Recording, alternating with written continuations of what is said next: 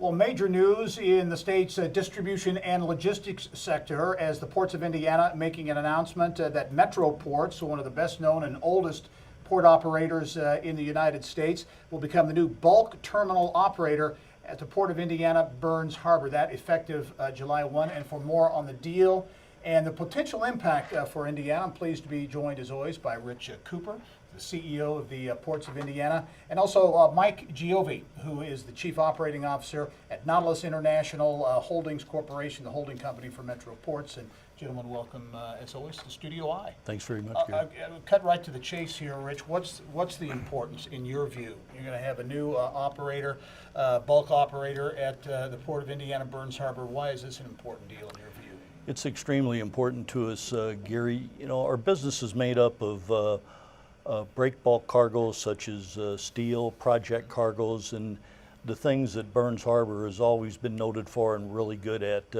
Northwest Indiana, as you know, is a mecca of steel production, and the steel part of our business has always been exceptional. We've always wanted to improve our bulk business, and I mean improve it in a very big way.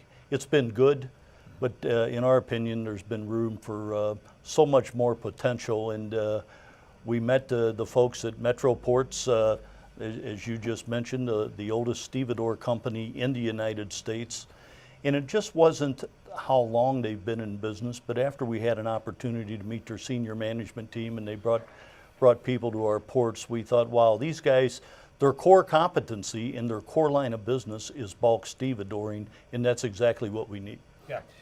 Mike, give us a thumbnail view of the company. Again, a lot of history there dating back, I think, to the Gold Rush days. That's correct. Right? And this will be your first operation, not on the coast or the Gulf Coast in the Great Lakes. This will be our first operation, Great Lakes operation. We've always been East Coast, West Coast, and Gulf Coast.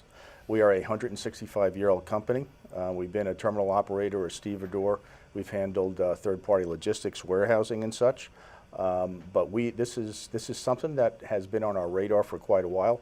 We were waiting for the right opportunity to present itself, and we are very happy to be part of this right now. What is attractive to you, to the company, in terms of establishing this operation, first operation in the Great Lakes at an Indiana port?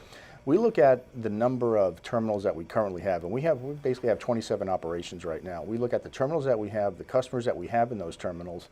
We've already started talking to a lot of those customers, and many of them have already expressed an interest in wanting to take a look at this facility here. We had one come in last week, we have another one coming in this week, and this is just the beginning. Yeah. We talk about bulk cargo and the difference between break bulk, and industry folks like you all know, what's the difference? You know, to put it in a nutshell, if you can count it, it's break bulk. Okay, by that I mean steel coils, you can count them. Wind energy products, you can count them. When you're looking at bulk, coal, petcoke, sulfur, grain, fertilizer, basically it goes directly up through a conveyor directly into a hatch. Yeah, and this, Rich, as we were talking off camera, you feel enables the Port of Indiana Burns Harbor to really ramp up that bulk.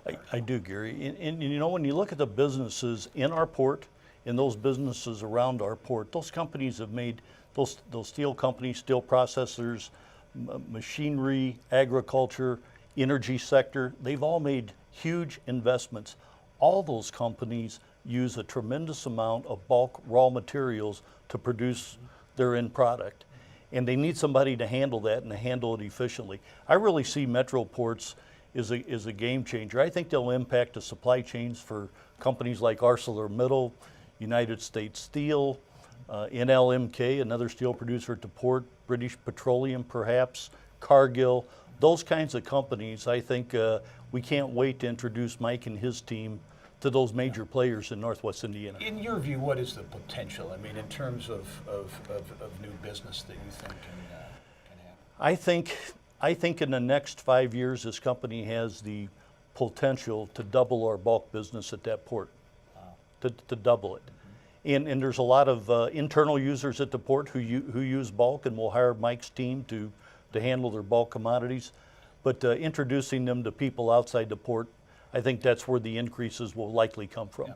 Mike, how will this work operationally? You can bring management folks in, work with the existing workforce there? We're going to be working with the existing labor group that we have over there. From our management side, we're going to have a number of people there initially, and then it'll be down to roughly really about 2 or 3 people, and then really that's it.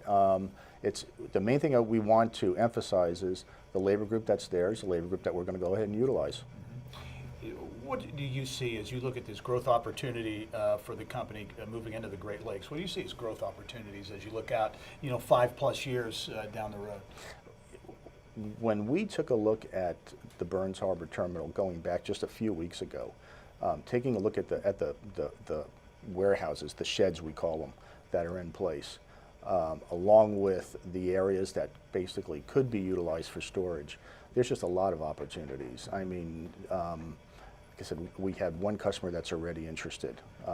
They're going to go ahead and talk to one of their subsidiaries about a different type of cargo. We have another customer that's interested. This is all within the first couple of weeks, and we already have plans set to go ahead and talk to some of our other customers on the East Coast and the Gulf regarding the business here in the Great Lakes. Yeah, and I know, Rich, you were talking earlier, thinking this is somewhat comparative to a FedEx hub at Indianapolis International Airport. That kind of potential. That kind of potential. They've got 27 terminals in 10 states. And the synergies that's going to exist between their existing terminals and Burns Harbor, we can't wait to explore them further. As a matter of fact, Mike is bringing over general managers from those other businesses located in other states to take a look at the operation in Burns to understand what that business is. And that's how we've been successful growing our business at the ports, is figuring out where are the synergies here, where are those connections, and we'll find that once we meet his other general managers at these other terminals. Before we leave, I have to ask you about activity at the ports. It's been several really strong years. How's 2017 shaping up at the ports of Indiana? This first quarter has been a good one. As a matter of fact, it's been the best first quarter in the 56-year history of the ports. And keep in mind, that's on the heels of the 3 best consecutive years of business at the ports of Indiana. So we're optimistic. We're off to a good start, and if we can kickstart this bulk business and start attracting business that we didn't even know was out there, I think we'll have a successful 2017. I sure hope so. That's the expectation. All right. Well, big news announced this week as the activity continues at the ports of Indiana with the announcement that Metro Ports will become the new bulk terminal operator, the Port of Indiana Burns Harbor. And Rich Cooper from the Ports of Indiana, also Mike Giovi from Nautilus International Holdings, Metro Ports. Thanks for joining us. We'll talk to you both soon. Thank you for having us. Thank you very much.